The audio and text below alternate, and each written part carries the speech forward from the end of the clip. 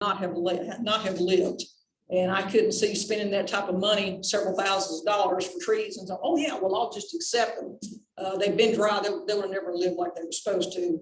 Probably half of them would probably died.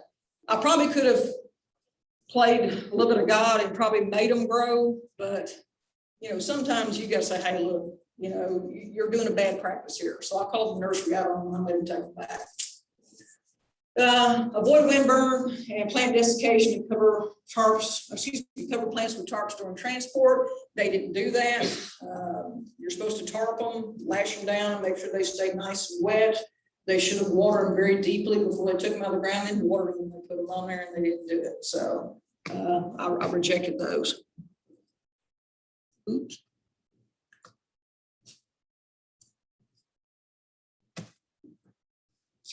Remember when you're planting your trees that the tree trunks are not handles. Keep reminding people that help me plant trees. The first thing they want to do, I tell them to move the tree. Let's grab the tree and we'll just drag it this way, you know, or we'll roll it using the trunk. No, do not. If you can, think of a different way to haul those trees or move them wherever you need to move them. I've got a couple of tarps that I've got that I ordered. They're a sling bag tarp, and they've got the big rope handles on the corners of them. And I'll generally put my trees in those, and I'll drag them wherever I need to drag them instead of mishandling and using and pulling the bark off of them. Because once you shred that bark on them, they're done. We had a couple 800-pound trees that I didn't think were going to make it, because we actually put a sling around them because we had to lift them with a skid steer because they were that heavy. We didn't have enough of us. And I wrapped several layers of newspaper and some felt and everything, and then wrapped it in, and we picked them up by that. But we had 3 of them holding the root ball, and we were all like walking really, really slow to actually plant those trees. Sometimes you don't have a choice, and you got to get creative. But if you can, remember the tree trunks aren't handles, and to handle them accordingly. Pick them up if you can. Don't hurt your back. If you can't pick them up, we've even got a ball cart, and I think it'll handle 1,200 pounds. But sometimes pushing that ball cart, and it's like a dolly. I couldn't bring it down here because it's huge. It's got a little spot where you can actually put the tree in that weighs several hundred pounds, and you can just kick it back once it gets in a little groove and wheel it all over the place. And it works. But get creative when you're actually moving your trees, because there's lots of ways to keep from hurting your back. I hate hurting my back. Some days my back really kills me because I have done that. And, you know, you get older and you do, your back tells on it. Site selection, tall trees such as maple, oaks, and spruce and pine. Look at your area. Make sure when you plant them and take into account the 4 directions: north, south, east, and west of your house. Which direction does the sun come up? Is your front of your house facing east? Is it facing west? You know, because these trees need the right amount of sunlight to actually grow also.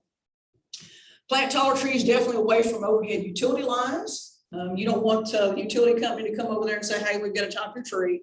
I get thousands of calls a year about people, they're mad because they took an oak and, like I said, they put it up underneath the light thing, and now they're having to come through and they're having to top them because they're too big. And you know, most irate people, I'd be irate, but you got to stop and think about where you put the trees.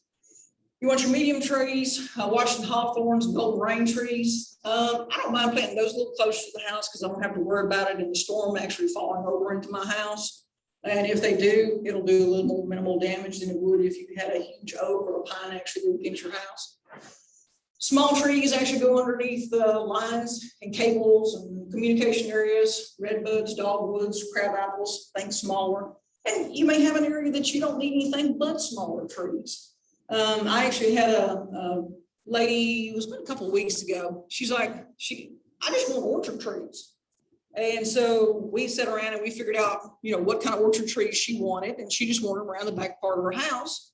And I was like, how much room do you have? And so we actually got on the site and figured out, you know, which ones pollinated each other. And we sat there for several hours and we got her fixed up, and she was going to order her trees for this next spring.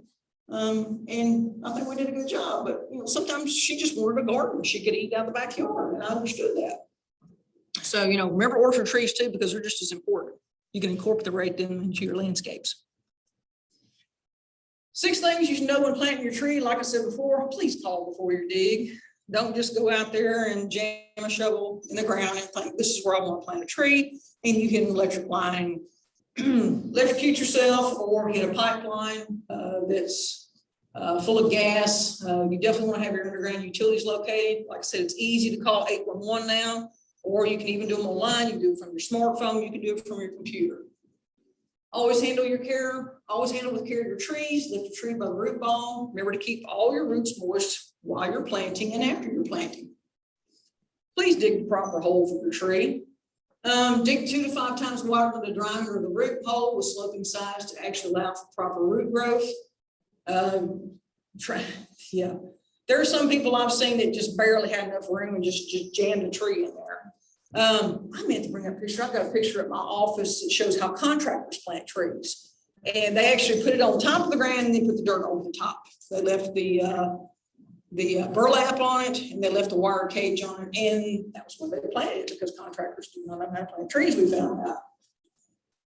Definitely planting depth. Remember the trunk flare should be slightly above the ground level, and the topmost roots should be buried 1 to 2 inches. If you look at number 4 there, the planting depth, that's where the root flare is. So as the tree comes out at the bottom, it makes a little flare. Make sure that stays above the actual planting depth.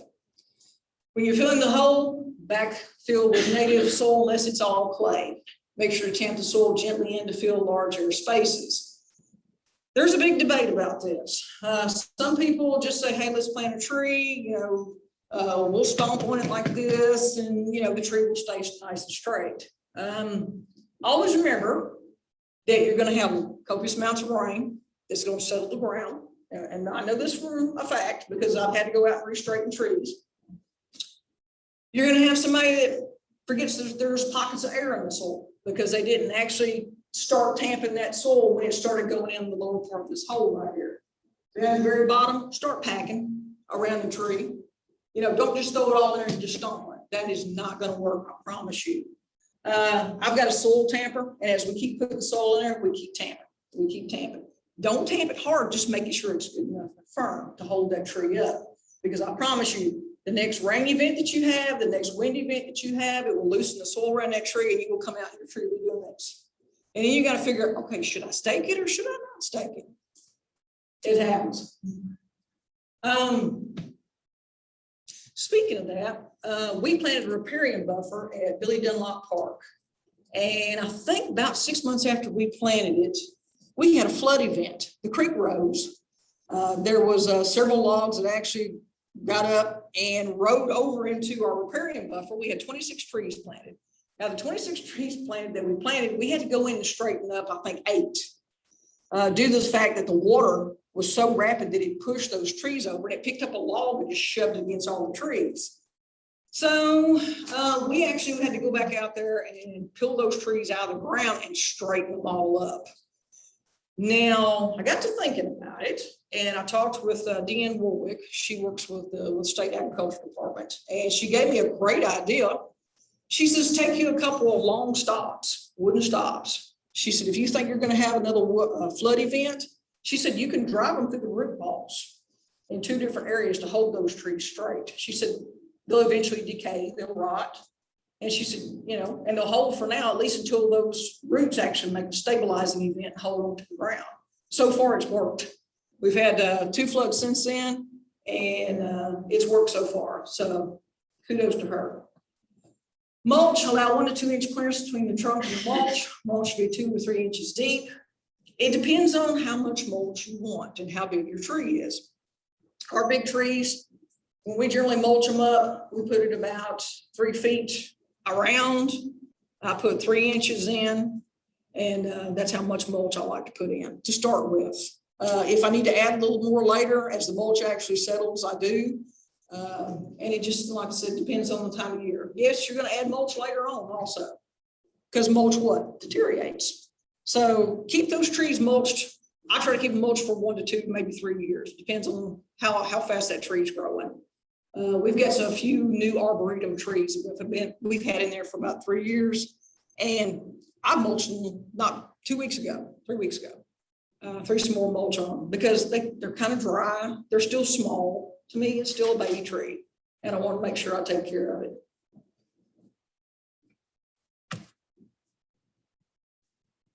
Keep in mind the recommendations actually change over time. Like we're talking about put stakes in your root balls. You know, who would ever thought, you know, you could actually make a tree stand up that way? Our knowledge in 2 critical areas has proven over the last couple of years. There's a big argument about the size and depth of the planting hole. Everybody's got an idea how big and deep the planting hole should be. And then some people say, well, do you want to do some soil amendments? Well, it depends on what kind of soil you have. I know this area has got that hard pan, rocky clay soil. I mean, if you see like tons of rocks and you're digging something and you're just pulling out wads of rock, clay, yeah, go ahead and amend the soil a little bit, but do it with good garden soil. Don't use something that you're going to get from peat or anything else like that. You know, and if you do, mix it and try to make sure that you get as much native soil that you can actually put back in there. You might even take soil from somewhere else. Maybe you can get some better organic soil from your garden and actually mix that in with it. But try it, see what happens. At least make your tree grow, be better for it. It's important to dig the hole not deeper, but 2 to 3 times wider than the root ball. And you want to slope the sides of the hole too, with the tree. And why? So you got new feeder roots in the top 12 inches, and they want lots of room to grow. Those feeder roots are very important to start growing so those trees can actually grab on and they can actually start growing. Clay that's wet can glaze when dug as a shovel pan creates a slick waterproof barrier. We dug a hole one day with a backhoe, and I told them, I'm like, you can't plant trees using a backhoe. It doesn't work like that. You can go ahead and dig the hole, but we've got to go back in. We've got to rough it up because you'll get that glaze on that hard pan. The water cannot permeate that clay on that soil, and it'll just sit there, and the water will sit there, and it'll just rot the tree at that point. And of course, also roots have difficulty penetrating the wall glazed hole. Like I said, use a shovel, rock bar, or something to rough up the sides to get that glazed look off of it.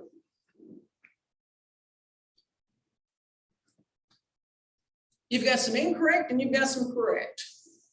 Why did the tree die on the left? Well, let's see. Looks like it's planted a little deep. I left the burlap on it. Always take the burlap off of it if you ever see it. And take it out of the potting, take it out of the pot. I have people that have planted the trees in the pot. And I'm like, well, you left the pot on the tree. That has happened.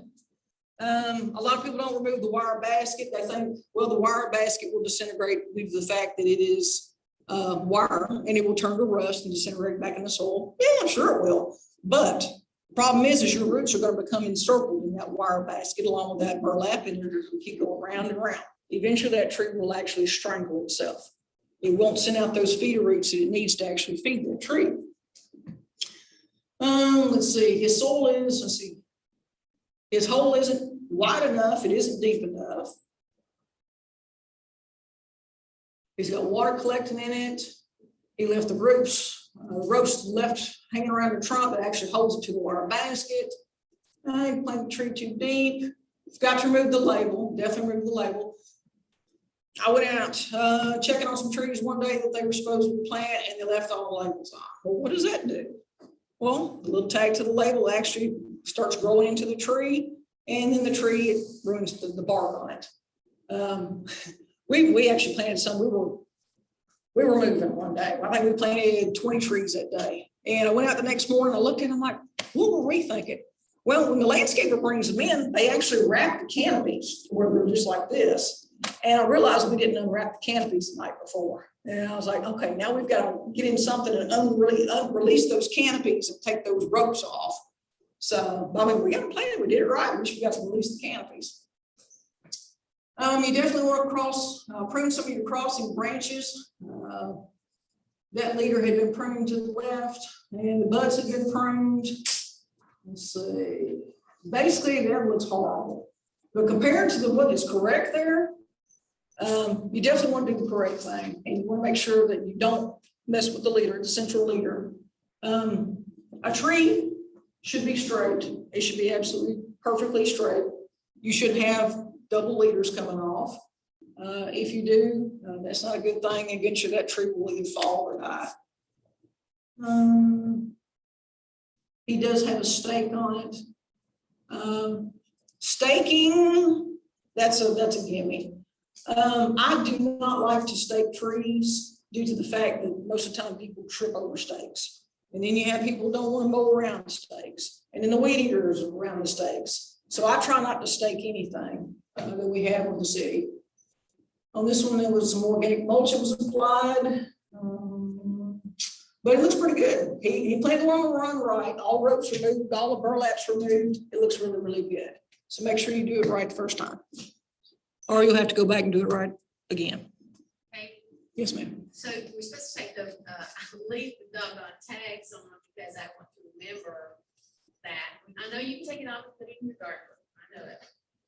But how, when you want to label a tree for the public to come by and identify, you know, we don't have great ways to label because the environment fades anything you put a tag in front of a placard. So how do you guys label your trees? We've got an arboretum at Liberty Park, and we have ordered. Oh, she's asked me, how do you keep your labels from oxidizing, where you can keep it where people can still read them? And I went through this, and I had to work with the tree board on it, and I had to write up how we were going to do it because number one, I know they were going to steal our tags. That was going to be the first thing. I know the lawnmower was going to run over the tags, and they were going to get chopped up. Let's see what else. I knew they were going to oxidize, so I had to be careful where I bought them at. So I come up so far with a pretty foolproof plan. And we built the arboretum. I bought some 4x4 posts. And I slanted the tops and I painted the tops where they wouldn't rot. And I ordered oxidized signs from the new ones I've just now ordered from Plants Map, so they won't sun fade. And I also got some screws that you can have to put in with a T25 bit. You know, everybody carries around a Gerber now that has a regular Phillips head. So I'm thinking somebody's going to undo my sign. It's going to end up in the river. So I got an unusual screw, and I made sure I got stainless steel that would definitely make it outdoors. And I put these things in. So far, they're bomb-proof. They're still there. Nobody can pick them up. Nobody can grab them. I've had the lawnmowers, the big Skag lawnmowers, run into them, and the guy said he bit his tongue because I've got them in so much concrete. There's a half a bag of concrete I set these things into, and I let them cure up before I put these tags on there. So far, like I said, it's been doing great. But that was what we did to solve that dilemma. So how big are your signs? I should have brought them a little bit bigger than this cell phone. The Samsung 21. That's cool too. And then you got them from Plants Map? Yes. Okay. I just ordered the new ones from Plants Map. I was going to turn them on the week before the Master Gardener Conference, and we canceled it. So we just kept landscaping trees and add more mulch. And I hadn't been able to get out there yet because I had bronchitis and I'm trying to play catch up. So I should have those on probably within the next 2 weeks and get those turned on. But yes, I went in a Plant Map and I added all the information, and you can just snap on them and it'll come up on the information on Plants Map for the city of Clarksville. And we're going to put it on our website. And the only reason we did that is because the city of Clarksville website keeps changing. And I understand change is great, but we need to be able to keep up and not our information not disappear. So if we just put that Plants Map link on there, it just pops up and everything's good. So nothing gets missing. Oh, you're more than welcome.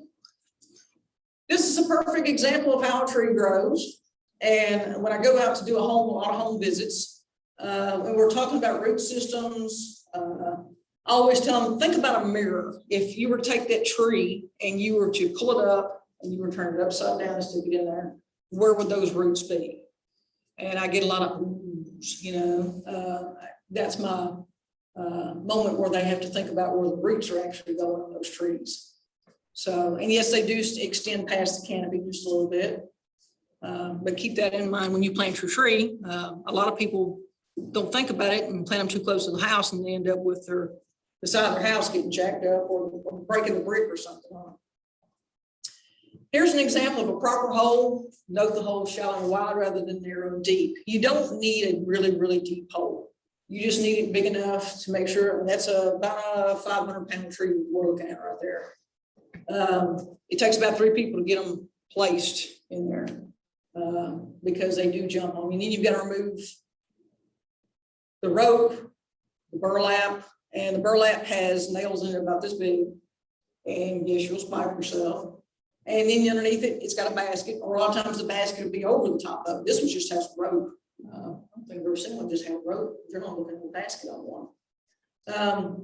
And make sure when you remove your basket that you don't put it somewhere where you get your boot stuck in it and trip all over yourself and fall flat on your face. That's happened also too. And rope, make sure to pick it all up, because you're doing something that requires a lot of work, and you don't. And I've even had people fall in the hole.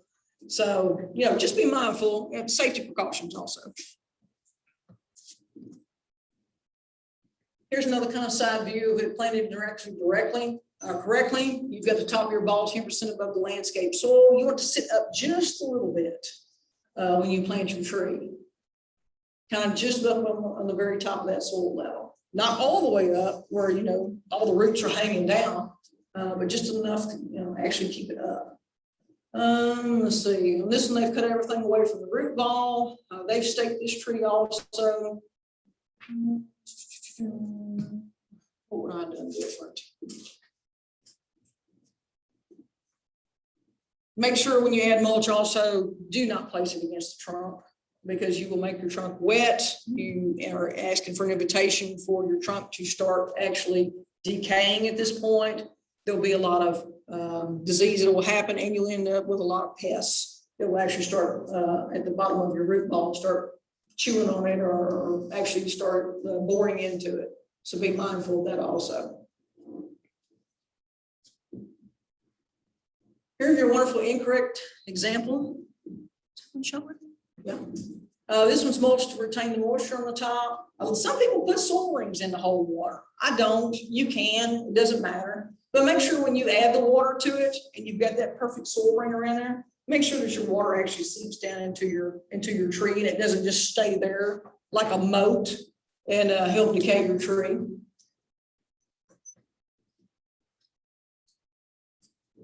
What's wrong with this one? Kind of left all, yeah, kind of left all the stuff on it, just jammed it in the ground, didn't it? All the rope's still there, all the burlap's still there. It amazes me. I'll go different places and a tree will just suddenly die. And I'm like, all right, pull it up. Let's see what happened to it because it's something I didn't plant it. I know it's not planted right. Sure enough, we pull it up. It comes up with rope hung into it. It's got burlap still on it and the water basket's most times still on it. And it just amazes me how many people just don't think about how a tree is supposed to grow. Correct planting depth. What's wrong with the one on the left? Too shallow. You got roots going across the top, right? But the one on the right looks pretty good, doesn't it? Make sure you identify that trunk flare. This trunk flare starts right here. You can actually see it start flaring out. And you want that at the very top of your soil. You don't want to see any type of roots skittering across the top of your soil surface because it's not doing it any justice whatsoever. You want your roots down underneath your mulch and underneath your soil. You want it actually sucking up nutrients. You want it sucking up water and everything that tree needs to actually survive. If you've ever been downtown and looked at City Hall as a prime example, and I'm always working with those trees around there, you can see where the roots have actually started coming to the surface. I'm always working, and there are actually some of them start girdling and start circling them. I'm having to go in there and I'm having to cut some of them out. I only do it when it's cold and all the leaves are gone outside.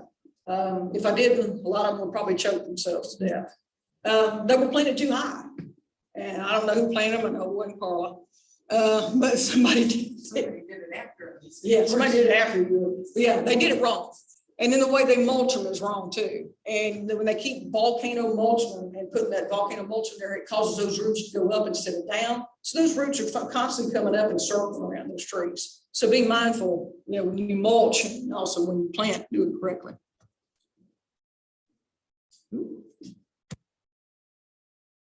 Okay, on that last one where the roots were exposed, what would you do if you had that? Yeah. The one on the left? Yeah. I would probably mix up a little perlite, a little sand, a little garden soil.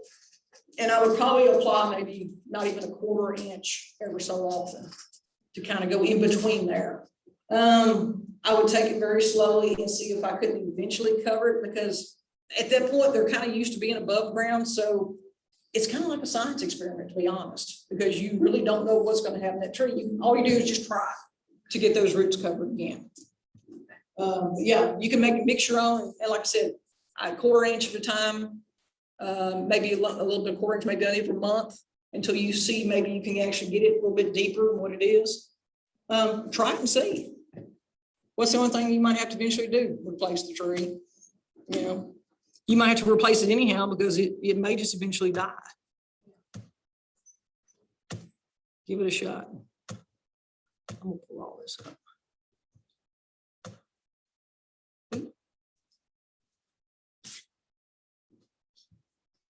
In poorly drained soil, of course, dig the hole 1 to 2 inches, shallower than the root ball, raise the roots high enough to go with water draining from the roots. After planting, cover the exposed part of the root ball with mulch. This is kind of, making sure you get all this done. Same technique should be used to plant azaleas, rhododendrons, and other plants that are susceptible to root rots. And then in really moist soils, your plants can be set on the ground, well-drained soil or fine mulch, maybe mounted up in the roots. Constantly monitor, make sure that your roots receive water. That is the most important part that you got to remember about planting either a bush or a tree, is make sure to water it. I've got so many people that plant trees and they walk away and then they call me and my tree is dying. Well, how long did you plant it? And I'm looking at the tree and it looks horrible. And I'll be like, there's no mulch around it. There's no anything. Did you water it? No. What'd you do? Well, nothing. I just planted it, expecting nature to take its course. In a forest setting, I could see that happening, as long as, it was planted in the forest by the forest itself. But in an urban setting, it's not going to work like that. You've got to make sure you take care of that tree. You gotta ask, how much did they water? Yeah, that too. Did you water those? Oh, yeah. Yeah. Oh, I watered them. How much did you water? Oh, I put a small bucket, and I'm asking them, like, show me your bucket. And they make a little bitty short bucket. Did you do it every day, or did you do it 5 days a week? Oh, I just gave it when I thought it needed it. Sorry, you just killed your tree. And they get so mad. And I had one gentleman said, he said, I can only be mad at myself. He said, I can't be. He said, I'm not mad at you, I'm mad at myself. And I understood that. Here's a tree being mulched. This is generally how we like to mulch them. That's roughly about 3 inches, 3 feet out, 3 inches deep. And then make sure you keep that mulch away from the hole. It's just like a little donut, is how I like to say it. This one's properly staked. They use a couple pieces of hose to actually keep the wire from actually embedding into the tree. Make sure, if you stake something, to remember about every month or so to go back and look at your wires on your tree. It does not take certain cultivars or trees very long to get very big. And then people, I notice, don't pay any attention to them, and they'll leave those wires embedded in those trees. I have found countless trees planted across Clarksville that people just like, oh, well, we staked it, we left it, and there it's going to grow. It drives me nuts. And I asked the racetrack the other day, I was like, can I take the stakes and everything off your tree and the guide wires and everything? Oh, no, we have somebody to do that. And I'm like, well, they're embedding in your tree. Oh, I know. Well, we have a contractor that does that. Okay, I was going to do it for free. No, they didn't want me to do it, but it drives me nuts. How many errors in this diagram can you guys spot? Well, let's see. We got hose tied around it. We got stakes in the ground. We got water that can sit in the bottom of the tree because the water's not made where you can level it off or it can suck it down really well. Guide wires. What's the problem with guide wires when you do them on trees? Trip hazards, big time. Especially in public areas. Trying to make it where you at least kind of get your tree packed in where it doesn't move. Like I said, I don't like to stake one unless I absolutely have to. because they become trip hazards, and it can be something that it may cause a lawsuit. Funny story, you can come up with something else to actually keep your tree straight also. Where I used to live, I used to have a little lady down the road from me, Miss Annie Rowland, and she was 93 years old. I was planting some orchard trees in my yard next to the creek, and I saw her go by. I saw her son with her, and he was driving, and I heard him turn around. I thought, she's coming back, because she was always in my business. She was a great neighbor though. I loved her to death. She's a little tiny thing. And she gets out of the truck. She says, "You're planting those wrong." And I said, "All right, Miss Annie." I said, "How would you plant these apple trees?" And she said, "Well, the first two that you've got planted," she said, "don't even worry about them." She said, "They're going to fall over." She said, "They're going to lean." And I'm like, "Yeah, okay." She said, "But I'm going to show you how to plant the other couple of them right." She said, "You see those pieces of riprap you got over on that creek bank there?" I said, "Yes, ma'am." She says, "Take a couple pieces of limestone." She says, "When you plant your tree," she says, "add them to the very bottom of the hole." And she says, "Put your tree in." She says, "Make sure you put your, your soil in, tamp it down and everything." And I asked her, I said, "What's the rock for?" "The tree," she says, "will break down the limestone." And she said, "And then the roots will adhere to the limestone." And she said, "That will hold that tree straight." She said, "I promise you that tree will never blow sideways." She was absolutely right. Next year, the ones I planted before she got there were sideways. They were, every one of them cocked this way.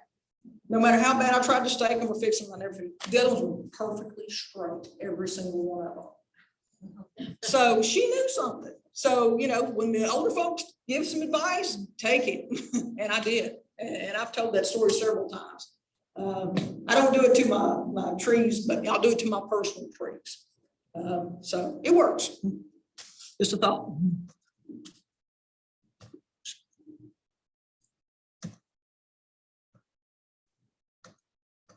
So the things wrong with this tree. Oop, went too far. I missed my clicker. So we got guide wires that are actually strung too tight. You actually want your tree to sway, believe it or not. Anybody know why?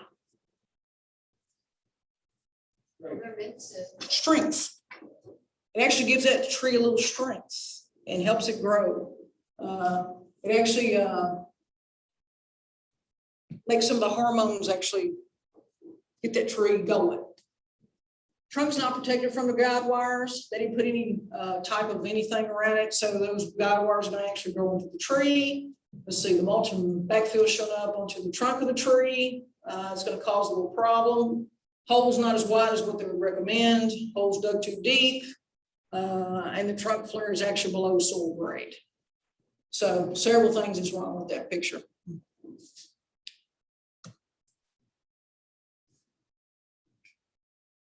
What you see wrong in that one?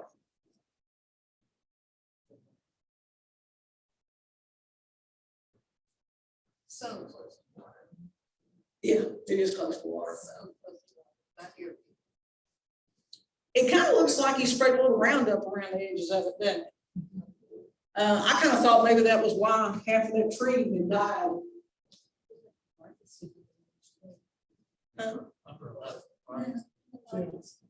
Barb's got sun scald on it. What else you say? A lot of rock. He likes rock. Yeah, it's rock, not mulch. There was wheat barrier fabric and a ton of rock around each of those trees. There was about 10 trees in one landscape. Like I said, the water was right there. Yeah, he's got a lot of water, too much rock. Now, every place I've ever been and seen where people have actually put either gravel or rock around their trees, they don't make it too well. It really stresses them out. Matter of fact, this week I went over to the police department on Cunningham Lane because they were saying that 3 trees out front were dying. And I talked to the maintenance man there and I asked him, I said, "Okay, tell me what you did to this area." Sometimes you got to do a little investigating. I said, "Did you originally have mulch?" I know a contractor did that. Yes, he said he had mulch. And I said, "You got tired of adding mulch, right?" He kind of agrees. He's like, "Yeah." I said, "So did you buy the rock and put the rock in?" He said, "I did." And pretty good size rock. Wasn't just pea gravel. It was a good size. I call creek stone. I said, it looks good. And I said, so why are the trees dying? He said, I don't know. That's why I called you. And I said, okay. I said, did you spray anything on the rock? I said, because I don't see any weeds. And he kind of stands there and he's like, well, yeah. And I asked him, I said, what did you spray? He said, I sprayed Roundup all over the rock to keep the weeds from coming up through the rocks. And I told him, I said, well, this is what you did. I said, you've killed 3 trees and 8 rose bushes. And I said, he's like, oh my. He said, am I in trouble? I'm like, no. I said, we can fix this. I said, we can kind of fix some stuff and figure out something different. And I said, but you can't do this. I said, you got to think also, excuse me, when it's hot outside, what happens to rock? It gets hot. And I said, it gives off heat. And I said, so not only were your trees stressed at the fact that you actually sprayed them, and I said, all this heat and this rock's radiating up into this tree, even though this tree's trying to cool itself off. And I said, along with the Roundup and everything. And I said, you have really stressed out the point where I said, they just decided they're done. And he said, wow, I've killed my own trees. And I told him, I said, yeah, kind of, sort of. But when you go into places like that, you kind of got to do a little investigative, okay, what's wrong? How was it before I got here? What did you do to it? You know, what did you not do to it? Don't be afraid to ask questions on what happened to trees and what's wrong with my tree and why is it dying? Think about everything when you think about it. Think about, sun exposure. Think about pH of the soil. Make sure you do a pH test before you plant a tree. And it's not too acidic or too alkaline. And what does that tree actually need in pH when you plant that? There's a lot of factors you've got to think about when you plant these. Bed preparation and soil improvement. Don't just go out and buy a tree and say, I'm going to stick it right here. Make sure you got a plan. If the soil is where you're going to plant this tree, make sure, like I said, you do a soil test. You can get with Carla. She can send a soil test off to UT Extension.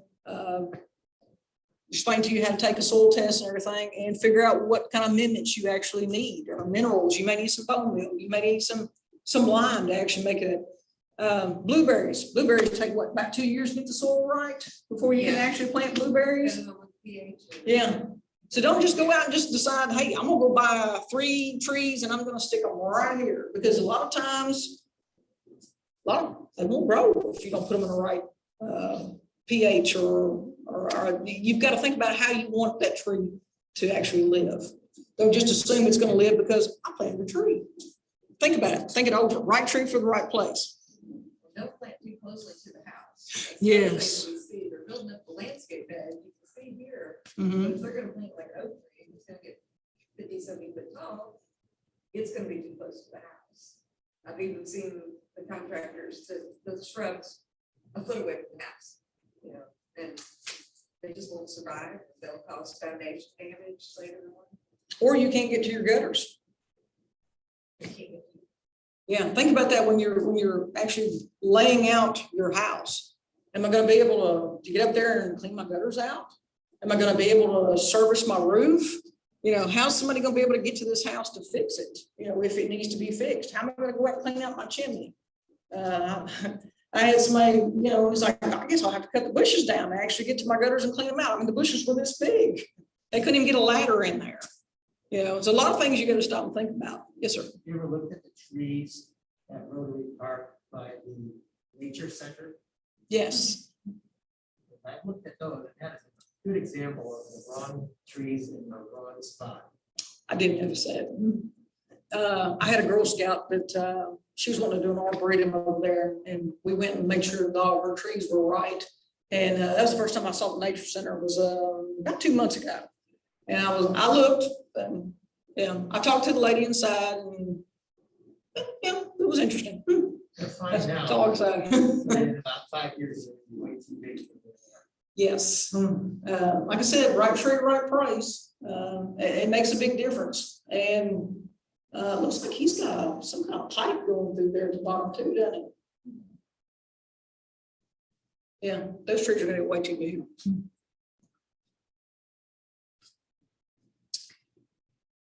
Bed preparation and soil improvement. So is the tree to the top left look like it's a healthy tree to y'all? The trunk flares are really hanging on to the ground. To me, I would say it looks like a healthy tree. Now, I think it looks like somebody has mowed it a lot. I went and looked at a tree for a customer one day. Her trees were stressed out.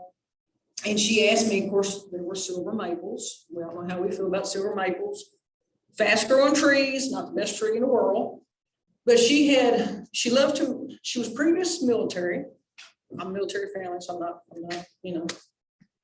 fussing anybody. But they love to mow that grass at 3 inches. They love that sculpted lawn. They want it to look gorgeous. They want it to look pretty. She did not take into account, as she was skimming around the trees, she was cutting the root flares and the roots that were coming up from the bottom part of the maples. And they had big cracks and gaps in them, and she just kept cutting them off.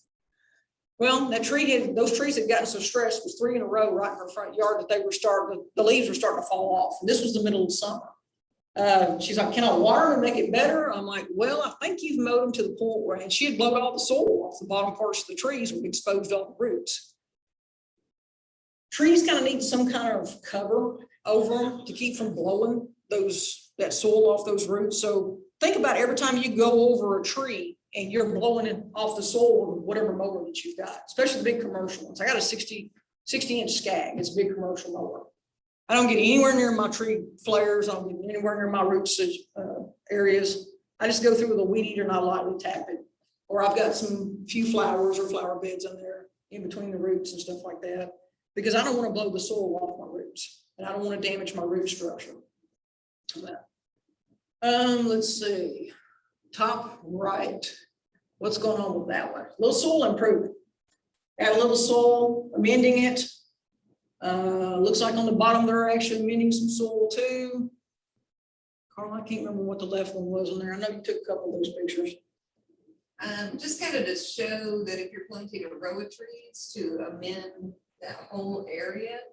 And Okay. not just try to put good pine soil into one little hole with one tree. So you're trying to amend and improve the whole area of the soil, so you don't have those different soil sizes, the texture, maybe those little air pockets in there and things like that.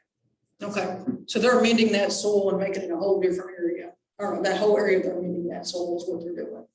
So, and like I said, try to make sure it's native soil if you can. It's good, good alluvial soil, something that is native to that area, something that can be worked, something that's going to go in that area. That works best with those trees. You can do a drainage hole test to see if you can actually plant a tree there. You can dig a hole 12 by 12 by 12. It's kind of like a perk test, put in a septic tank. Fill the hole with water, see how long it takes to drain. I've done it before several times. If the water drains in fewer than 3 hours, the drainage is excellent. And you can plant what you need to there. It's suitable for dry locations. If the water takes anywhere from 3 to 12 hours to drain, then it's not adequate for it to be planted there. It's not adequate for most landscape plants. And if it takes more than 12 hours and you come out the next morning, you still got water in the hole, it's good and mushy, you still don't be putting anything there. You need to seek a different area to actually plant whatever that you're planting. Won't drain, then it will actually kill your tree. And it will cause hard pan. Anybody ever seen hard pan down in the soil where it's just hard to get to? And it turns out a different color. I've seen hard pan be gray or dark gray, and soil just won't percolate through it.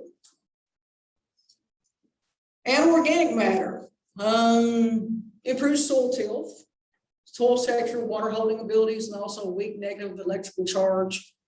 You want those wormies in there. They actually till that soil. If you see worms, you're doing a good job. Although I know y'all as master gardeners love worms.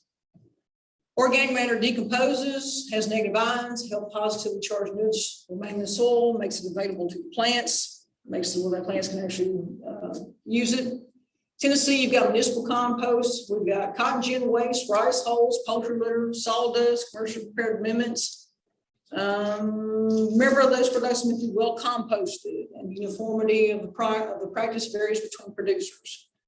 Just because you get composted organic matter, it binds to plant nutrients more tightly over time, and some of it's not well suited for landscape use.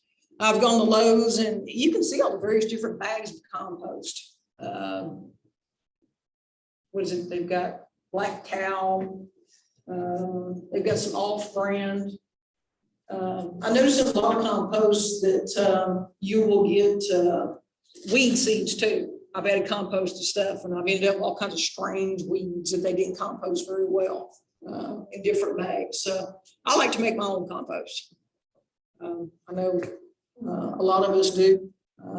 I take all my food and table scraps and I make my own compost and I add it to my own trees. I even did a science experiment one year. I'm like, since this compost is so good, I was just taking food scraps and burying them around a pear tree I had. 2 pear trees. And they were kefir pears. I'll tell you what, the next spring, I guess they went well because I had a 94 GMC pickup and I filled up the back bed with 2 trees 3 different times. I was going to college over here at Austin P at the time. And I was riding around with pears in the back going, with the sign on going, free pears, taking them to Austin P. I mean, they were as big as your fists. And I just fed them compost. All year long, I just fed them compost. And it worked.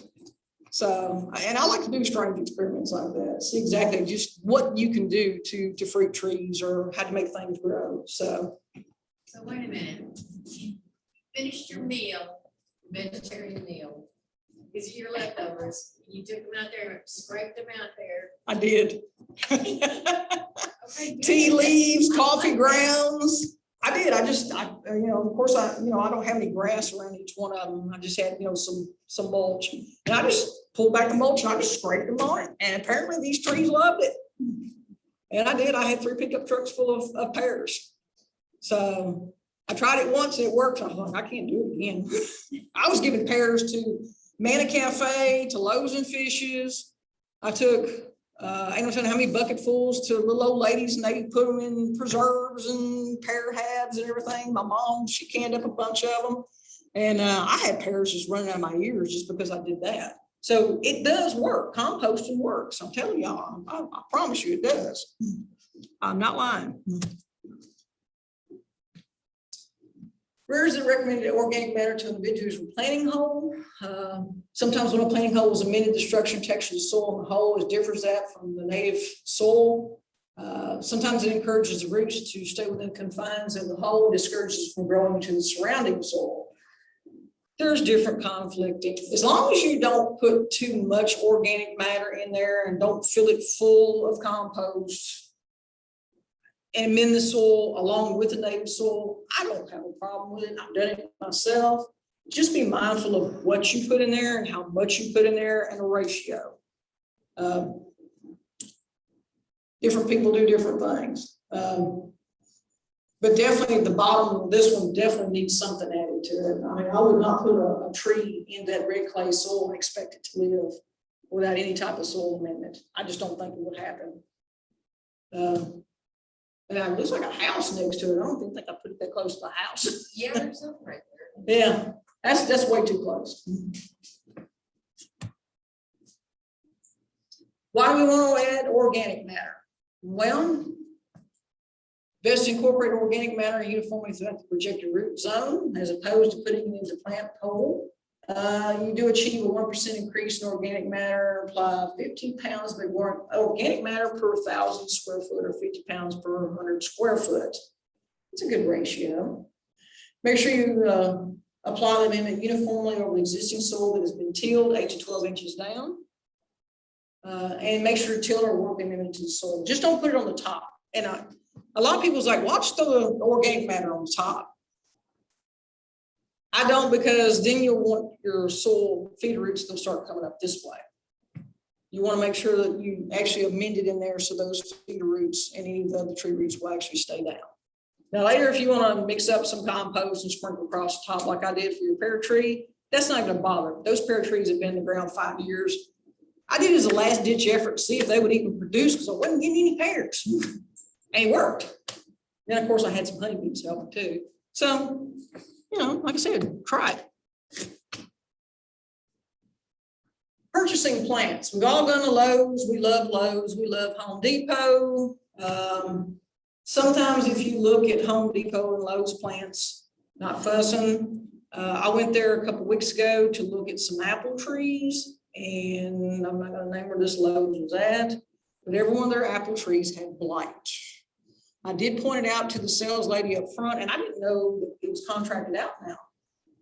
So they said, well, they're contractors, the landscape and plant contractors to take care of it now. They were gonna come in and she would let them know. Every tree had blight.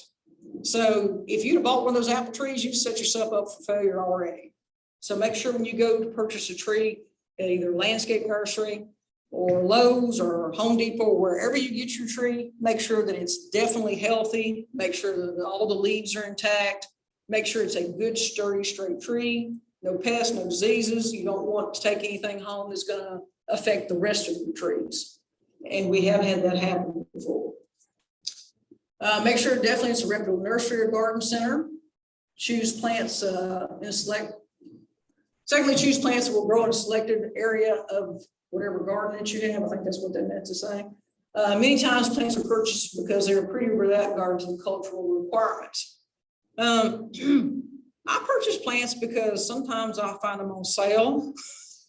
You know how us master gardeners are? It's like, oh, I gotta have one of those. Yeah, I found roses on sale and found I think they were like a couple dollars a piece one day. And I went and I bought plants, and my husband was like, oh, you've got plants. He goes, where are you putting them? I don't know. Well, find me a place. But they were on sale, right? Yeah, I do it too. And yeah, inspect the leaves, branches, stems, roots, ensure the plants are healthy, have vigorous growth. When you pull them out of the pot, it should look like the picture on the left. It should look a little bit better to the picture on the right. The picture on the left is a little bit unhealthy roots. Those are circling and girdling around. It's been left in the container too long. That does affect the health of the tree or plant or bush or whatever it is. I like to make sure you can, while you're standing at Lowe's, pop that pot, pull it straight up, look at your root structure before you walk out the door. You're paying for it. You're buying that tree. So you have that, obligation to look at that tree and make sure that that tree looks the way it's supposed to look before you get it out. I like them to look like this. If they look like that, I'll shove them back in there and I'll set them right back on the shelf. Because, it's too old. You don't want it. You're going to have to sit there and you're going to have to baby that tree or bush or whatever it is. Now, if it's on sale.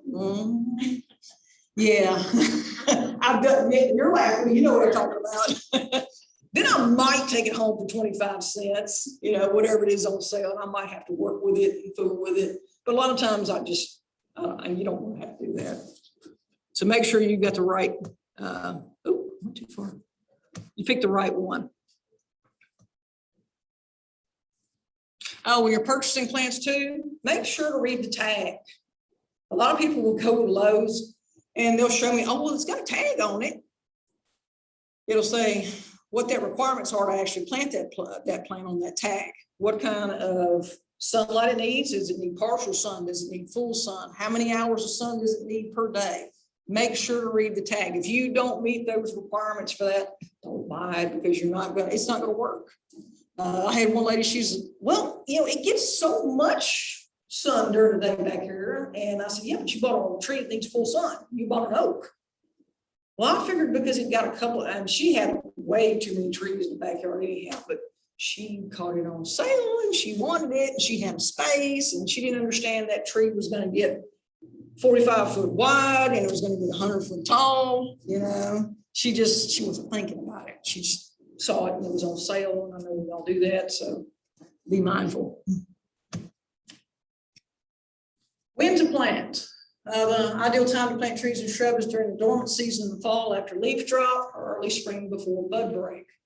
If you're planting a B&B, which is burlap and fall, January, February, March, October, November, December are your perfect times for planting those. March starts getting a little sketchy in Tennessee, I've noticed. You can either get hot real quick or it can stay cool for a while. Be mindful of March. Bare root, November, December, January, February, March for bare roots. And containers, you can plant all year long if you want to baby your trees or whatever it is that you're planting. Like I said, I don't plant trees unless they're in that first bracket, October, November, December, January, February. I don't want to have to spend all summer long watering trees. That's just me. When you plant, of course, when it's cool, it allows the plants to establish roots in a new location before the spring rains, and summer heat stimulates new top growth. Definitely want to work on the root system below before you work what's on the top. If you don't get what's right below, get those roots stimulated, get those feeder roots growing, get those trees growing, then you can forget it, because then it starts working on top stuff and then it doesn't work on the bottom stuff, and it just, that tree, you stress it out, it sets it up for failure. So be mindful of your weather conditions. Planting plants grown in containers or pots. They're doing what I do when I get pots. In general, I freak people out when I start doing this. I'll pull it out of the pot. First thing I'll do is I'll take a sharp knife and I'll feather up and rough all those roots all the way around that pot, and I'll make them pull out and stick out. I want those feeder roots to grab a hold of that soil. I want them to get nutrients. I want them to get water to start with. A lot of people just pick them out, stick them in the ground. Worst thing you can do. Those roots are just going to go round and around. A lot of times they won't grow out. It just depends on how you've planted it. Make sure to water your plants before you actually put them in the ground. I get a lot of people who's like, well, when I brought it home, it was a little dry, stuck in the ground, watered it. No. I have 5-gallon buckets set up over in my barn, and when I actually get ready to plant something, I'll take those suckers and I'll stick them in those 5-gallon buckets, and I'll let them soak for 24 hours. And I've already got my holes dug, ready, and then I'll take those trees out. I'll rip through those roots a little bit, fluff them up, and I'll set them in those holes. But I know they're good, and I know they're watered. They're not stressed out. And then I'll take them out there and I'll cover them up, and I'll water them again. Settle that ground down.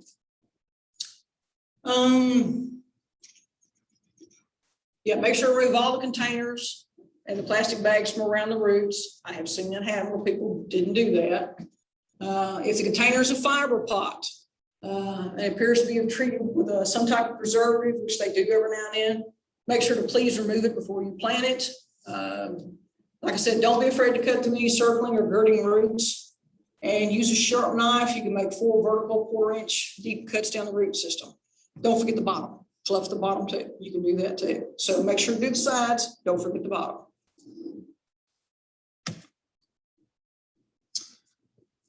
These are plain balled and burlap, what I call B&B plants. This is the ones we typically try to plant with the city. They're bigger.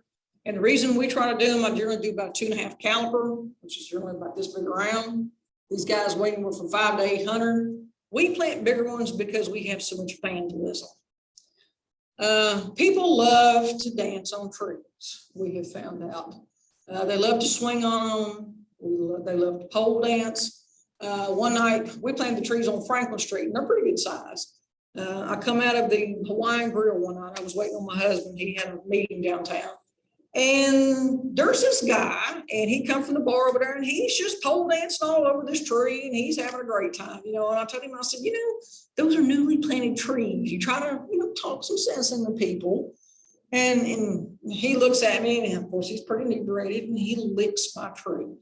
And I just, yeah, there's moments that you just, yeah, they're just amazing. That's all I can say. You know, I just casually walk away. Yeah, you don't remember anything when you're drunk, obviously. But that's generally the reason I actually do it, because if it'd been a smaller tree that he'd been dancing on, it'd probably snapped it in half. So I generally plant a bigger tree, and plus we do get grant trees, and it's a matching grant for tape grants. So we try to make sure we get the big enough tree we can, so nobody ruins those trees. Some of the big BB plants are no mechanical sprays and often placed in wire baskets at the nursery, and they can be very heavy. If you're not used to having friends help you plant those big trees, don't buy those big trees. Start off small. Big trees are for places that need big trees. If it's your yard, you don't need that bigger tree to start off with. And the survival rate sometimes of maybe an inch or an 1.25 inch tree sometimes can be better than some of these 2 and 2.5 inch caliber trees. I have seen some of our 2 and 2.5 caliber trees, even though we've planted them and done the best practices we can, walked up to in the next 3 months and they're just be graveyard dead. So, and it may have some happen that we broke a root ball when we were planting them or something. We've had that happen and had to find replacement trees. And it takes about 3 people to plant a 500-pound tree. Because you've got to remove all the roots, or all the burlap, all the wire cages and everything. Then you've got to take 2 people actually roll that tree and actually put it in that 3.5-foot hole. And once you roll it in that hole, they found out these trees will bounce. And these trees will bounce and grab you and pull you down that hole with you as you're actually setting it in. So that's why we leave the canopies tied now, because there for a while we were untying the canopies and planting the tree, and then the tree would grab you and fling you down the hole with it. So we don't do that anymore. We undo the canopies at the last moment because it can be dangerous. Our volunteers have helped us do the Trice Landing riparian buffer last year. I explained to the ROTC group that actually went to help us make sure that, you are careful with these trees. And I told them how much they weighed and everything. And I told them, I said, don't let that tree bounce. It takes 3 people to roll it and place it in there. I had one group that did not listen to me. It was a little tiny, skinny little girl. And she manhandled the tree and she went to roll it in there. Well, the tree grabbed her and put her in there with the tree. So when she started screaming, the tree had landed on her, all 800 pounds of it. It didn't break her bones or anything, but it scared her to death. And she was a lot more appreciative of the tree later. And she said, I did not realize that tree weighed that much. I said, yes, you cannot do this by yourself. So make sure you have friends if you're going to plant trees. And be very careful. Let's see, are we kind of doing a repeat?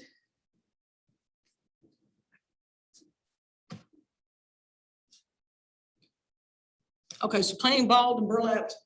Make sure when you do plant a ball, B&B is what I like to call them. Remove the soil until root flare is exposed. Plant the root flare 1 to 2 inches above the existing grade, just like you would just one that you bought from Lowe's in a pot.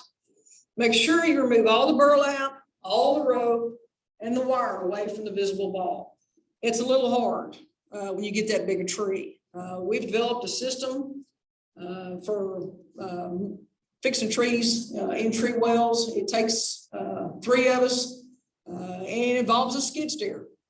We actually have a hook that we pick those up with now. We actually cut those off, set them back down, and then we have to run a choke around the trunk of them to actually pick them up because we've got to get all this on there, or move all the wire and everything. And then of course we have to rock them from side to side to remove the wire on them. But it takes all 3 of us to get this done.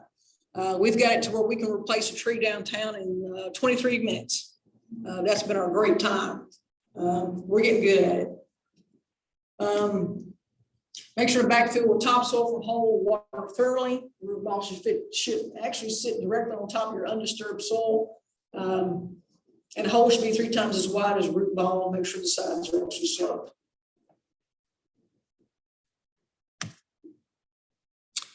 Planting bare root plants. You've got roses. Sometimes you'll have bare root trees. It'll actually come from East Tennessee Nursery. They're easy to transplant.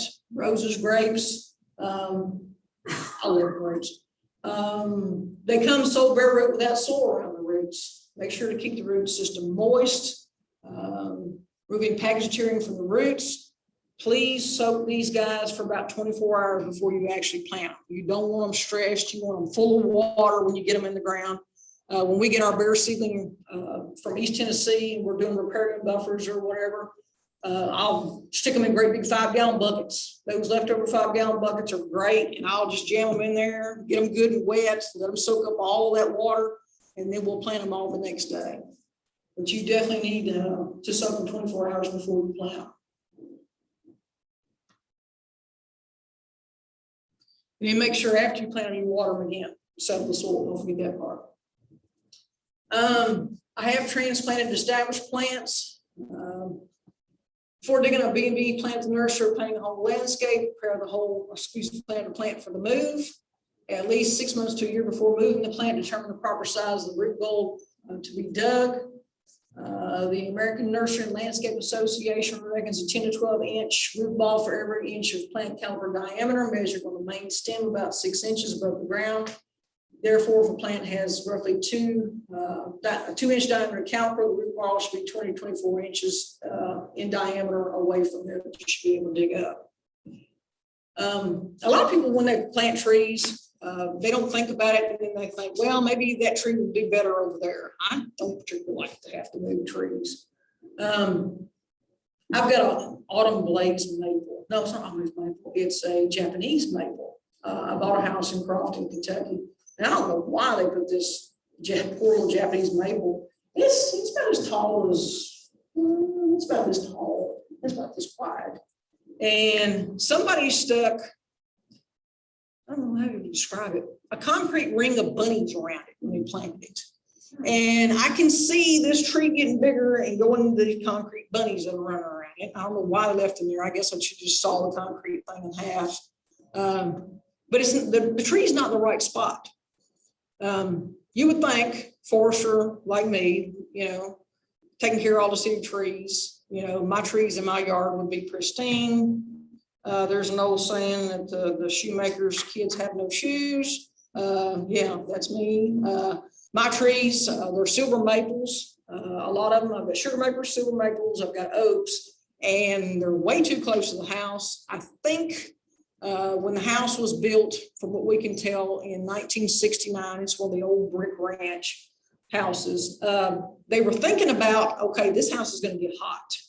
And so they took and they made sure they planted a whole bunch of trees, didn't even think about how big these trees were going to get. And they planted 30 going around the east and the west side of the house and the south. They got the north side open over here. And these trees are not even, I'd say about this close from the house. And they're hanging over the house and they need to be cut back.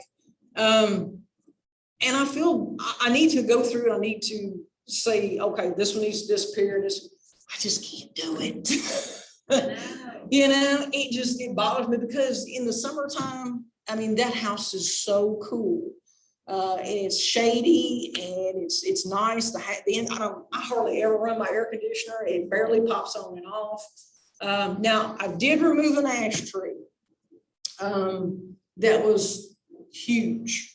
And it was probably, it was about a good 60 foot, but it was roughly from right here to y'all from the house.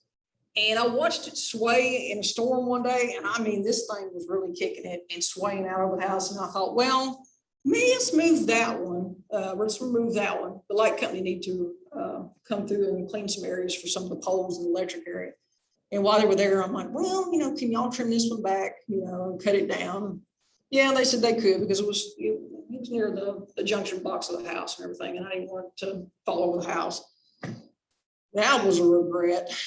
This is the second summer that I've been there, and the first summer I was there, that side of the house was cool, and I realized how they built that house around that tree because that tree was an ash, and I think I figured out it was about 80 years old, and they probably put that tree there before the house was there. And that's what actually shaded that whole side of the house there. This side of the house stays cool. This side of the house stays hot. And you can definitely tell it when you walk over toward the pantry and the kitchen area. So I did a boo-boo. I removed a tree and I regret to this day. I should have just left it. My husband said we should just, washed it. And if the wind blew it over, we could have got a new roof. Let the insurance pay for it. I was trying to be proactive and make sure that it didn't fall on the house. And I actually should have just left it there. Then I was thinking too also about the emerald ash borer because, in different parts of Tennessee and Kentucky and everything, they're starting to see it. So I was trying to be proactive and kind of goofed. It happens, it all happens to all of us. And I should have just left the tree. So. Here's one they're going to actually remove. They've dug around it. They've soaked it with water. Carla, I don't know where it's at, but they're going to transport it out of this park and they're going to move it somewhere else. You can move trees this size, but you've got to, it takes a lot of time. It takes a lot of work. it takes a whole team. I've actually seen a tree moved, and it's an awesome sight. Somebody in Memphis invited me to go watch one moved, and I actually got to see it. Maybe it was Scott Woods, and I was just amazed that you can move a tree that big, and that tree survived where they planted it. It can be done. When you're transplanting established plants, draw a circle on the ground around the trunk. Draw a second circle about 2 to 3 inches inside the first. Use a sharp spade, cut the blade into the soil about 8 to 12 inches deep in the north and south quarters around the inner circle. 3 to 6 months later, repeat the process on the east and west quarters of the inner circle. This will help save the new feeder roots developed from the silk roots by keeping them within the outer circle. I moved a dogwood one time, and I had a lady tell me how to do this before I even read it, and it worked. Now, she told me, she said, be mindful when you move that tree to position the east, west, south the same way you got it from when you move it. Because if you don't, it will sun scald and it will die. But I did it right, and the dogwood, it flourished. I did, and it did good. I had it outside of my kitchen window, and it had all kinds of nice, wonderful birds and everything on it. I did do one intentionally, and it didn't survive. So there is a science to it. Make sure that it's positioned in the same way that you got it from.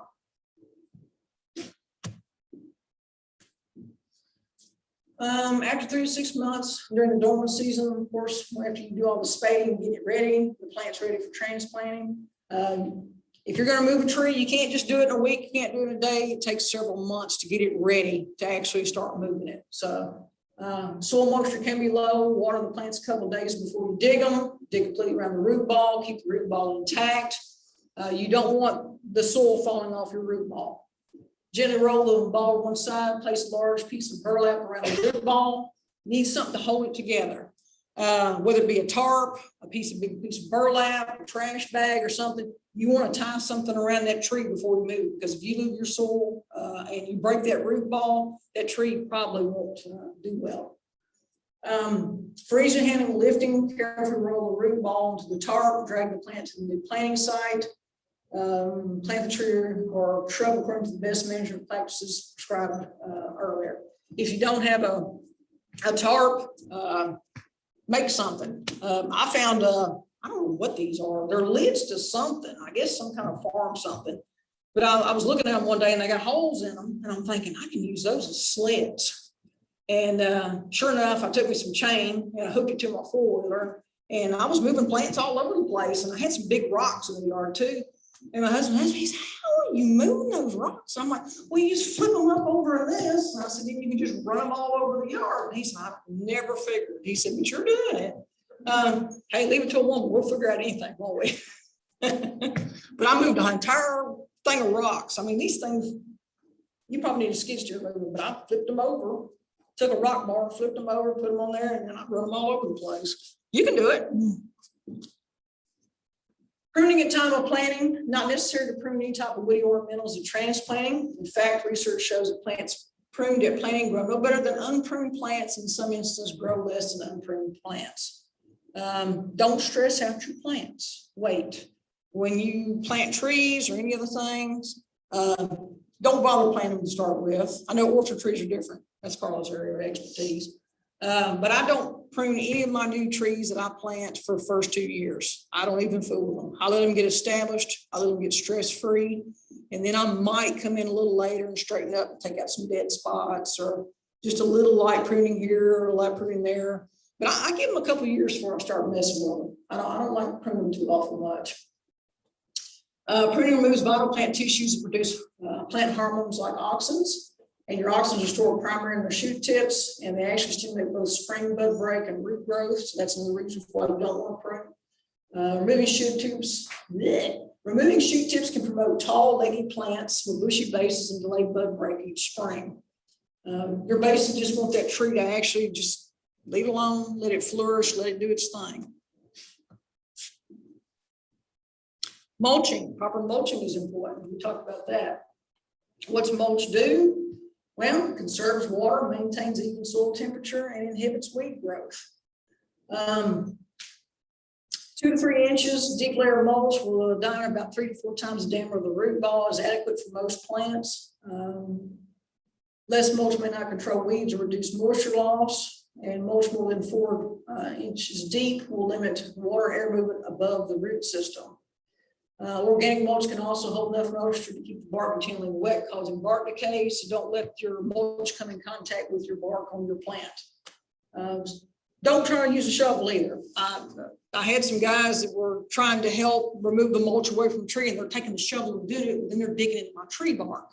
And I see green popping up there. I'm like, no, don't do that with a shovel. Use your hand. You don't want to get mulch on your hand, put some gloves on. But I recommend that you get that mulch back away from that tree for about 3 inches. That way you don't have any type of invading pests. You don't set that tree up for disease. Will you have weeds at the base right there at that 3 inches? Probably, because you pulled that little bit of that mulch away from there. Well, what's it going to hurt you when you're not doing anything with it? You switch it one time with the tree. Yeah, it's not going to hurt anything. Don't spray around it either. What's happening with this tree?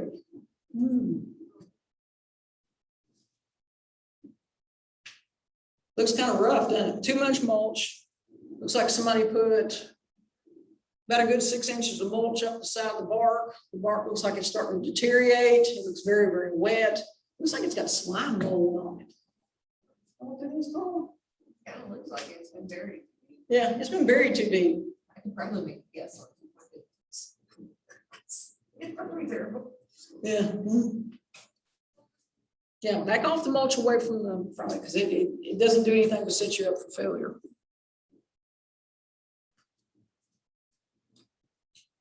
Water newly set plants essential for early growth and survival in this landscape. Don't forget to water. Water. Pay attention to the weather. I guess because I work outside all the time in different types of weather, I'm mindful of how many inches of rain we have per week. I know when a storm's coming. In my head clock, I've got so many hundreds of trees that we've planted and how old they are, when the last time we pruned them.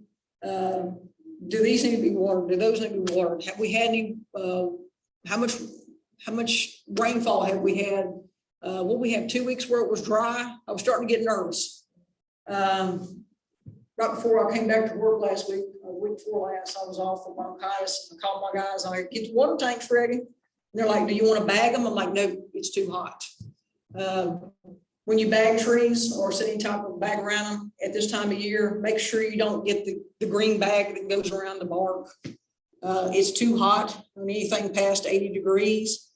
When you fill that water or fill that bag full of that water, that 5 gallons of water, you're just boiling the bark off the tree. Opt for the donuts that go around the bottom.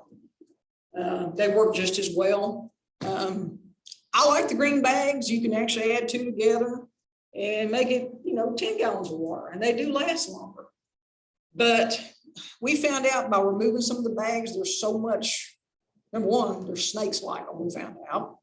I found out black widows like them. So we have to remember to put our gloves on when we start undoing the bags. And, like I said, if it gets really hot, that water's getting hot, it's keeping that tree even hotter. So you're stressing out the bark on your tree. So green bags are great.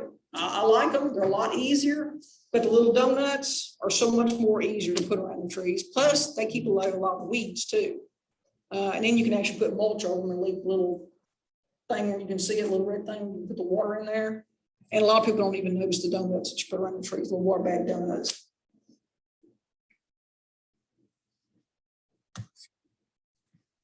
We talked about staking and stabilization, pros and cons. You got additional management challenges that are in the landscape, and staking is not often necessary. A lot of people just like, well, if you plant a tree, I'm supposed to stake it, right? And they'll automatically stake it. Not so, you don't have to. If you feel that you've gotten the soil in there and you've done it right, you've watered that tree's not going to move, you've gone back and checked it, you've added the right amount of mulch, you generally don't have to stake the tree. If wind, soil conditions, slope, tree size, risk management issues, or contract stipulations require tree stacking, then use the best management practice. They were developed by Dr. Bonnie Appleton of Virginia Polytechnic Institute and State University. but make sure you do it right. Here's some of the main correct ways to actually stake. But remember, when you stake, it's a temporary situation. You don't want those on there for very long. First growing season, that's basically all you need. You don't need to go past that. And most of the time, like we talked about, homeowners and contractors don't remember to return at the end of the first year and remove all that stuff. So all of it grows into the tree, the ties, the bands. I've seen trees that were new that died. That they forgot to go back and fix those, pull them out. Tree grows big enough to engulf them, create serious flaws in the trunks and the branch structures. And it depends, like I said, on the cultivar of the tree. Some are more fast growing trees, some are more slow growing trees. The fast growers, that's great, stake them the first year, but like I said, be mindful that these wires can grow into the trees, check them regularly. Because you'll be surprised how fast a tree grows. I've got trees that I've planted all over Clarksville, and I go back and look at them, and I'm like, you know, I did that. Makes you feel good, Carly, you know, even in your own yard, I look at them, I'm like, man, I was looking one day on Google, all the places I've ever lived in my entire life. And I didn't realize it until I got to thinking about it, and I was like, I planted that tree, and I planted that tree, and I planted that tree, and I've left a whole lot of houses, and they've got some big trees in them right now. And I thought, I did something right. At least I left a tree, And I know that kids now, or whatever families there, is actually enjoying that tree that I planted, 30 years ago. I mean, I started planting trees when I was with my dad, and he had a bullfrog. He taught me how to plant trees. We planted along several of them where we lived when I was a kid, off Bridge Springs and Indian Mound, and every place we've ever been at. And I went out and I went to Google Earth, and I was looking at pictures, and I'm like, man, those trees got big. So, yay, plant a tree.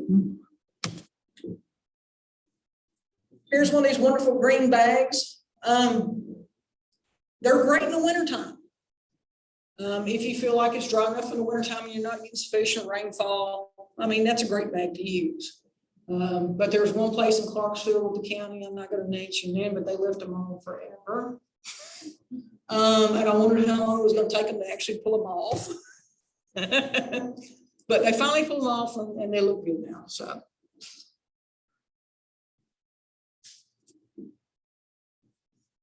I think we forgot about these. See how the wires are kind of like sagging and hanging? I don't think they did it right to start with.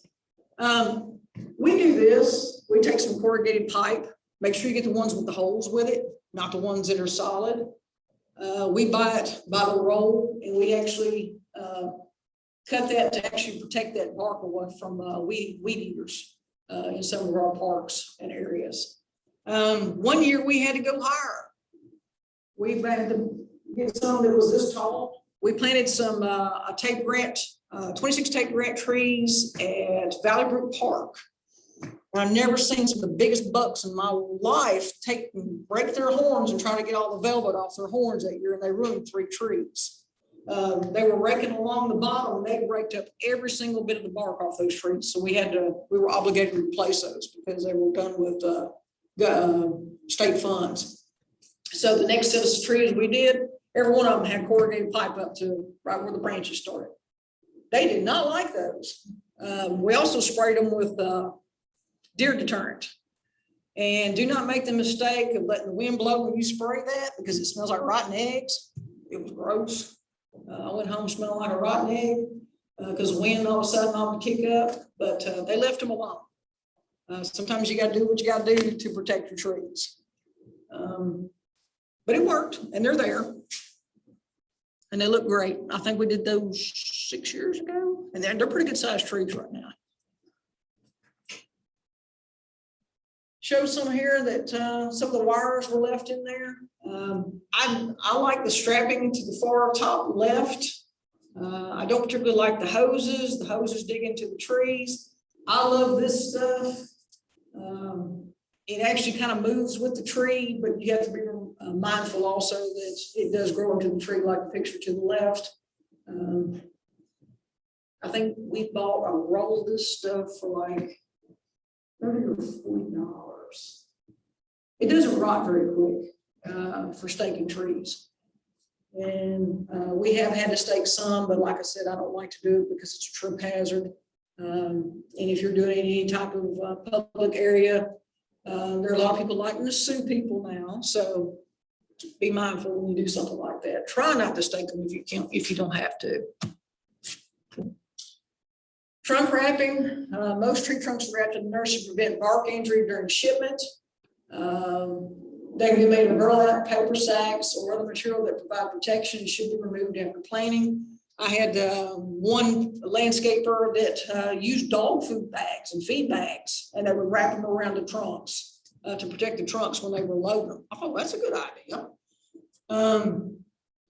Tree wraps to protect newly planted trees in hot, sunny locations against sun scald and frost cracks. Unless the trees are planted in areas of high reflected light or heat, such as parking lot islands. Tree wraps are used and moved after 1 year to prevent insect and disease problems and water damage potential to the trunks. That's kind of like a science experiment too. I have left corrugated pipe on for a year due to the fact that I didn't want injury to the trees in reference to the deer. And it was black and did absorb a lot of heat. But I had to weigh the cost of what it was going to cost to replace those trees one more time. So that was a gamble. It really was. We had to leave those on there 2 years, and I was constantly checking to make sure, the heat didn't burst open the bark up underneath there and get it too hot. They did good. I was surprised. I figured that was what would happen. I've got a guy. He painted his trees white with latex paint. I've seen that all over the place. Does it work? It worked with his. Would I recommend it? I wouldn't do it personally. Makes you feel better? Makes the person. Oh, yeah. I think it gave him a warm, fuzzy feeling. He thought he was doing a good thing. And I understand. I mean, it's up to you how you want to do this. I've got some people that use tree wrap because they say that rabbits have chewed on their trees or deer have chewed on their trees. If you do use a wrap, make sure that it's something, I'm trying to remember what, some type of burlap, something that the air can flow through it. Because you don't want to get, like I said, that bark wet. You want to just do enough to deter the animals from chewing on your tree. I planted a bunch of baby pecans around my house. My husband fussed at me for the last 2 years. They stand about this high right now, but I will let you know that the grass is as high as the pecans around. He's like, why do you not take the grass away from your pecan trees? And I said, because the bunnies will find them. The grass is actually hiding the base of the trees. And I'm thinking, well, if it works in nature, I will try it at the house. So I let all the grass grow up around these trees. These trees are getting enough sunlight. They're fine. The grass has got air moving through it. It's not that thick, but it does deter the rabbits. So I haven't had rabbits chewing on my trees. My husband says it's the ugliest sight he's ever seen. It's not it's ugly. It looks unlandscaped. Yeah, but my pecans were this high. So I didn't put any tree guards around them. I didn't wrap them, but it worked. And the only reason I thought I'd try it was because I planted some seedlings up at the front of my house when we moved in this house. And the deer were chewing the middles out of them, and they were chewing the sides, and the rabbits were attacking them. And I let the grass grow up. And even the deer don't just walk past them. It's like, it's grass because you can't really see the leaves of the trees and everything. So experiment works. So try it. You never know what might happen. Here's one type of tree wrap. It's a tree wrap. It's some type of corrugated cardboard.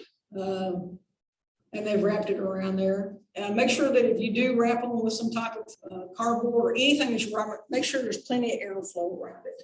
That's why if we use the black ones, we get the ones with the holes in them that you use for downspouts because you want that airflow through them. Be mindful when you do remove them. Snakes love to hide in them. Spiders love to hide in them. We have pulled off some, and there's been some poisonous snakes on them that love to live in them, but that's what snakes do. They live there, right? I like the ones at the very bottom. I have used those. Matter of fact, I went over to the police department this morning, and they have some metal oaks that they planted. They built the police department. I noticed that their contractor was weed whacking the bases of them, and I felt sorry for them. And so I was hooking 3 of them together because these things are about this big around. And I was wrapping the very bottom because I just cannot stand to see a weed whack tree. Once you start weed whacking into the bark, it starts killing the tree. So I'm working on saving those, and then we're going to talk to the mowing contractor and see if he couldn't say, hey, look, don't weed whack the trees. Contractors get in a hurry, they don't think, and they're just wanting to get a job done to go on to the next and make more money. Fertilizing woody ornamentals. You want to take a break? Yep, you're ready to take breaks. Yeah. Really move around in about 10 minutes. Yeah, about 10 minutes, let's take a break. Everybody's go to the bathroom, get a drink of water. I'm getting rash here. I've talked all day, and I've still got a little bit of bronchitis, and then I taught a class that I was peeing earlier and about talked out. So if anybody's got any questions or anything, just let me know. So when you stake the roof wall, what do you use for the stake? I went down to Bill's Wholesale and I got wooden contractor stakes is what I used. And you can get them in either lengths of 3 or you can get them in lengths of 5. I bought the 5-foot ones and I pounded them in there with a sledgehammer.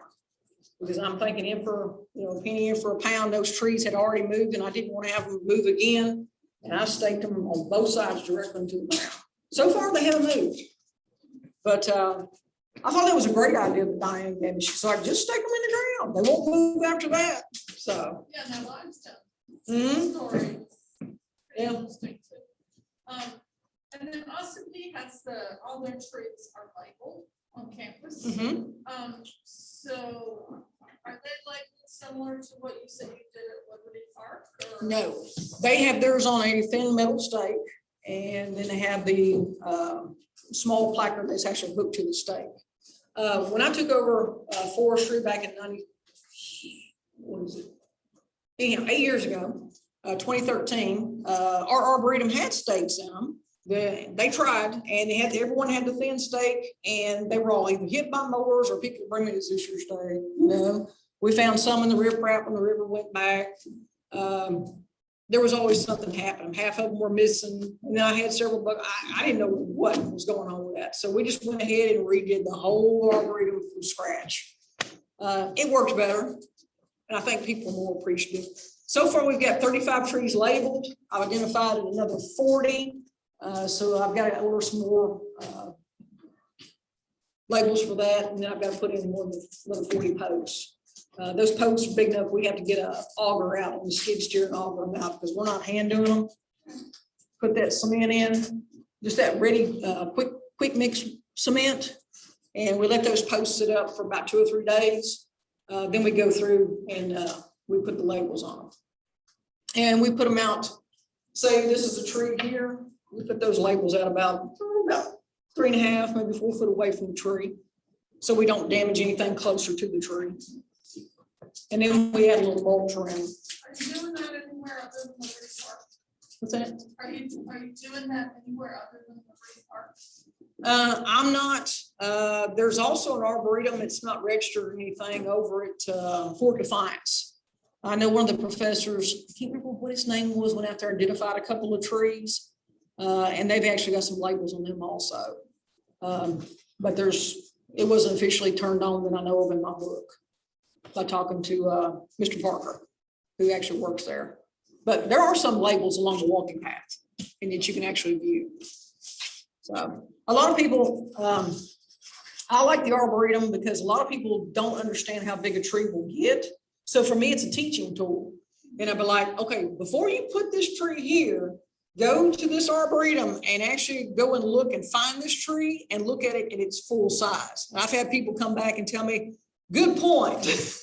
Let me change my idea about this tree. Let me find a different tree. But I encourage people to walk it, to actually look and see what kind of trees are there and how maybe they might fit into a landscape. So, and I also use it for, teach them small pruning classes and stuff like that too. I'll do that for the guys, pruning. And they like it, so. I looked up a plant now. That's a cool website, and it's also, you can also put the sign into the tree. Yes, you can, but I don't like to. Because the trees grow, and even though they've got the spring and everything behind them to let that tree get so big, you know, at some point in given time, that spring's gonna, I mean, it's gonna exceed what it needs to exceed, and then it's gonna grow into the tree. I don't like adding any type of metal to a tree whatsoever, because a lot of people don't understand either. When you add metal to a tree, and I did not realize this till I talked to a logger and a guy that removes trees, and he actually keeps the logs. The metal turns the inside of the tree either a bluish color or a grayish color, and then they can't use the tree for any type of logging practice whatsoever. They can't take it to the sawmill because they won't take this colored tree. Because when you do boards, you want boards to come up what kind of color, the color of the tree. So, but if it's blue or yellow or orange or whatever that metal has made that tree in its cycle, then they don't want it. I don't want to interrupt your brain, but I have two questions. Mhm. One is a pretty simple one. As a master gardener, have a pot. So I have these big pots from base, and I went out and I said, look at that standard smoke tree. I've got to have that in that big pot with these other ones. So I did. And now I'm looking at the smoke tree, and it is happy. It is so happy. And I'm going, what am I going to do? So, do you think it's one of those really expensive big old pots that are they prohibit freezing, I guess. Do you think that my smoke tree, my stand will live through what's your guesstimation? Do you think it'll live through this winter? This is the first time you did it. I've got one I've done. I stacked hay bales against it in the wintertime. Very close. Oh, it might be okay too. Yeah. Mm-hmm. And then I gotta figure out how to maintain and keep, I mean, this thing is happy. It is like busting mood out there. Mm-hmm. Anyway, my second question is this. This is not a good question. I have two big old dogwoods in my front yard in very particular. These spaces are important spaces, okay? They are dying. That's how old they are. They're almost as big as my house. One of them is hollow, and I had a landscaper come out, and he took off a lot. He took away a lot of the dead. But he looked at that, and he said, "You may pack them, please."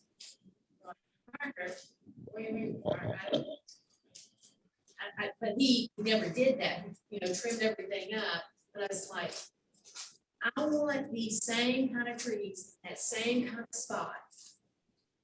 What do you tell people that are crazy like me? I don't want to cut these little things. They're not little. I don't want to cut them down. But I really want those same kind of trees there. I have that problem. See? That's why I won't remove any ones I've got around my house. I know that some of them need to be removed. I know that some of them need to be replaced. I know they're too close to each other. They're not the right kind of tree. And so far I've compensated by, all these are like really close to the house. So I've gone back to the edge of my property line and I've started adding trees all the way around the peripheral. And I've started actually putting trees in between some of these trees. And the pecans and everything else, of course, they've been shaded. And it's just like a forest because those trees will grow really, really good while they've got that semi-shade. They do really good. I've noticed that some of the trees on the outer periphery aren't as tall or big as the ones in the middle where the rest of the trees are at. Because like I said, it's acting like a forest. And they're all taking care of each other. They're sharing root systems, and they're doing great. So I'm setting myself up eventually to remove some of these trees by going ahead and planting the forests out there. So then I can go through and I can selectively cut what I want. But I've got, Will you? I don't know. But I'm kind of in your situation. I've got 2 dogwoods on the outer peripheral. I don't know who planted them, but they left them almost in full sun. You know, dogwoods are an understory tree anyhow. They look bad. They've probably been there, oh Lord, I have no clue. They're about this big around. They're now starting to die. I know I need to remove them. You pull them in the driveway, I'm thinking those are some ugly trees. And then I keep adding more compost. And I keep hoping, you know, and I keep going through and taking out the dead. And I guess I'm gonna wait till they